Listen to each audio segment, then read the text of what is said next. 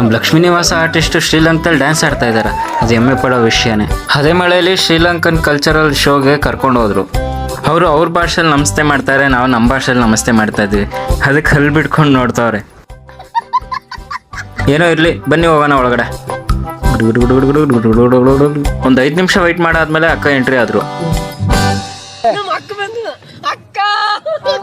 ಅಕ್ಕ ಅವ್ರ ಕಲ್ಚರ್ ಬಗ್ಗೆ ಏನ್ ಶೋ ಇರುತ್ತೆ ಅಂತ ಎಕ್ಸ್ಪ್ಲೈನ್ ಮಾಡ್ತಾ ಇದ್ರು.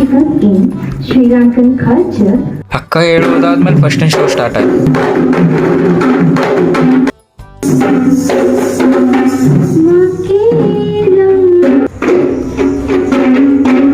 ಫಸ್ಟ್ನೇದು ಮುಗ್ದಾದ್ಮೇಲೆ ಎರಡನೇದು ಅಣ್ಣ ಎಲ್ಲಿದ್ದ ಗೊತ್ತಿಲ್ಲ ಗುಡು ಗುಡು ಗುಡು ಗುಡು ಅಂತ ಎಂಟ್ರಿ ಆಗ್ಬಿಡತ್ತಾ.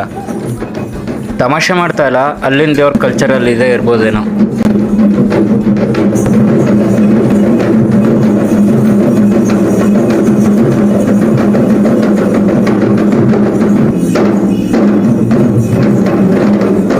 ನನಗಂತೂ ಏನೋ ಅರ್ಥ ಆಗ್ತಾ ಇರಲಿಲ್ಲ, ಆದರೂ ಕೂತ್ಕೊಂಡು ನೋಡ್ತಾ ಇದ್ದೀನಿ.